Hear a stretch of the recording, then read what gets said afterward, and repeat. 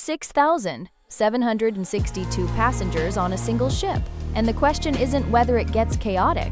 The question is whether the ship is engineered well enough that you barely notice. MSC World Europa is one of the largest cruise ships ever built, 22 decks, LNG powered, launched in 2022. It's a serious piece of hardware. And it carries a 4.9 out of 5 rating from guests, which for a mega ship at this scale is not a number you just stumble into. So is MSC World Europa actually worth booking, or is it just impressively large? That's what we're here to find out. The moment you're standing at the terminal looking up at this thing, the Y-shaped aft, the sheer vertical scale, it doesn't look like a cruise ship. It looks like someone dropped a city on the water. To put the numbers in context, 215,863 gross tons, 333 meters in length, 22 decks, capacity up to 6,762 guests, and over 2,000 crew. It runs Gulf routes, Dubai and the Emirates, as well as Mediterranean itineraries depending on season. The propulsion system alone is worth mentioning. LNG, liquefied natural gas, which cuts sulfur emissions to near zero. This is one of the most environmentally advanced ships in operation right now.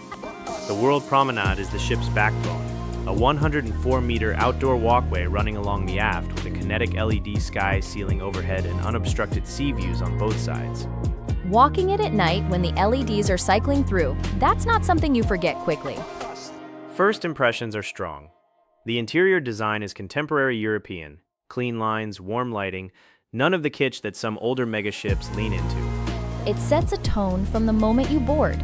This ship takes itself seriously, and that expectation carries through almost everything else. Cabin categories run from inside rooms at the entry level up through ocean view, balcony, and suite tiers. And then the MSC Yacht Club sits above all of that as a fully separate luxury enclave. The balcony cabins feel genuinely considered. The layout maximizes usable floor space, storage is built into every possible surface, and the balcony itself is wide enough for 2 chairs and a table without feeling like you're eating on a ledge. The inside cabins are compact, around 14 to 16 square meters. Functional, yes, but the lack of natural light over a 7-night sailing is a real consideration for longer itineraries. The bathrooms are the one area where even the mid-tier cabins punch above their weight. The rainfall shower head in the Aria class rooms is a detail that makes a difference after a long port day. The MSC Yacht Club is effectively a ship within the ship, private pool, private restaurant, dedicated butler service, and a keycard gated area that keeps the experience genuinely separate from the rest of the vessel. If you're comparing the Yacht Club suite rate against a luxury land hotel at the same price point, the value calculation shifts significantly in the ship's favor. For standard cabins, the value is solid. Just calibrate expectations by category. The gap between an inside cabin experience and a balcony cabin experience here is wider than on most ships. The dining lineup on this ship is the kind of list you screenshot and plan your days around. We're talking over 30 dining venues across buffet, main dining room, and specialty restaurants. The main dining room is included in your fare, multiple sittings, rotating menus, and the food quality is a step above what you'd expect at this price tier. Plating is deliberate, portions are honest. The standout for me is the Chef's Garden Kitchen. It's the first hydroponic microgreen garden at sea. The ingredients come from onboard, and you can taste the difference in the salads and garnishes. Worth tempering that slightly, the Chef's Garden Kitchen is a specialty venue, so it carries a surcharge. It's not a daily option for everyone's budget. The buffet, the marketplace, is the most organized buffet layout at sea. Separate stations for each cuisine type mean you're not navigating a queue for a bread roll while someone else is loading up on sushi. Drunks packages are available but not included by default. Factor that into your total cost before you book, because the a la carte bar prices add up fast on a 7-night sailing. The specialty restaurants, the Japanese, the steakhouse, the seafood venue, all require reservations and most carry covers in the 25 to 45 euro range. The quality justifies it, but plan ahead. Bottom line on dining. The included options are better than average for a ship this size, and the specialty tier is genuinely strong. But build a realistic food budget before you sail. The entertainment on this ship is the strongest argument for booking it, and I don't say that lightly after reviewing a lot of ships. The Venom drop at the Spiral is the headline, an 11-deck stainless steel dry slide, the longest at sea that runs along the exterior of the hull. It's not a gimmick, the engineering is legitimately impressive. And the panorama lounge in the aft, floor-to-ceiling immersive screens, acrobatic performances, the whole venue tilted toward the ocean. That's an evening experience that no land venue is replicating right now. Sports facilities include a full-size football pitch, mini-golf, a Formula One simulator, and a well-equipped gym. The activity deck is one of the most complete on any ship in this class. The kids' water park section is genuinely separate from the adult areas. Multiple slides, a splash zone, a dedicated zone for under 10s. Families with mixed ages don't have to compromise.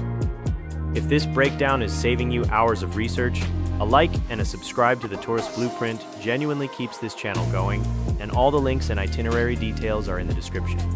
The evening show program rotates nightly across the main theater, the panorama lounge, and the promenade deck, which means on a 7-night itinerary, you're not watching the same act twice. The honest trade-off? The sheer number of activities means some venues, especially the slide and the simulator, carry queues at peak hours. Mid-morning slots book out fast. There are 6 pool areas across the ship, each serving a different mood. The main family pool is high energy, the yacht club pool is quiet and reserved, and the aria deck sits in between. Sun lounger availability is the pressure point. With nearly 6,800 passengers and a finite number of deck chairs, the towel reservation culture is real. Early mornings are your window. The World Promenade, that 104-meter LED corridor, doubles as one of the best outdoor social spaces at sea. The bars along it are genuine destination spots, not afterthoughts. The Wyatt Club's private pool is the cleanest outdoor execution on the ship. Attendant service, reserved loungers, and a noise level the rest of the ship simply can't match. For the standard pool decks, arrive before 9 a.m. or expect to stand. That's not unique to this ship, but at this passenger, count the math is more acute. The outdoor bar count is strong. 7 dedicated deck bars spread across the ship. You're rarely more than a short walk from a drink without a crowd.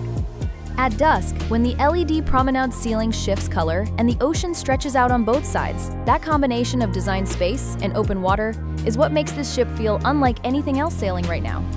MSC has historically attracted criticism for inconsistent service on larger ships. On the World Europa, the crew-to-guest ratio is better managed than previous vessels. Over 2,000 crew for under 6,800 passengers keeps service response times reasonable. The cabin stewards are a consistent highlight. Rooms are turned over efficiently, requests are followed through, and the communication barrier that sometimes affects international crew is much less present here. I'd push back slightly on calling service a highlight across the board. The specialty restaurant service is polished, but the buffet and pool bar experience can feel stretched during peak embarkation day rushes. Fair, though embarkation day on any megaship is its own category. The day 2 onward rhythm is where the service quality normalizes. On value, inside cabin rates on Mediterranean itineraries start around 700 to 900 euros per person for 7 nights in off-peak season, which when you factor in accommodation, most meals, entertainment, and that Venom drop slide is a strong cost per experience ratio. The Aria and Yacht Club upgrades add significantly to that base rate, but they're not the same product. They're genuinely different experiences operating in the same hull. The crowd management question is real. This is a ship for people who lean into big ship energy, not resist it. If you find navigating 22 decks and 6,700 other passengers exhausting by design, book something smaller. So, is MSC World Europa worth booking? Structurally, yes. The LNG propulsion, the Venom drop, the chef's garden kitchen, the panorama lounge, the ship delivers genuine innovations, not marketing language dressed as features. It earns that 4.9 out of 5 rating because it's engineered to work at scale, and that's harder to pull off than it looks when you're standing on a vessel carrying nearly 7,000 people. Best suited for multi-generational families, social travelers, couples who want variety over intimacy, and anyone for whom the phrase 6 pool areas and 30 dining venues reads as a feature, not a red flag. Avoid it if the World Promenade at capacity. And remember, that's a 104-meter corridor with potentially thousands of other guests. Sounds like your version of a bad evening? If this helped you decide, or helped you rule it out, drop your question in the comments and subscribe to the Tourist Blueprint. The full itinerary breakdown and booking links are in the description. This ship sets a bar that most vessels in its category are still catching up to. Whether the World Europa is your ship is really a question about the kind of traveler you are, and now you have enough to answer it. Safe travels. We'll see you in the next one.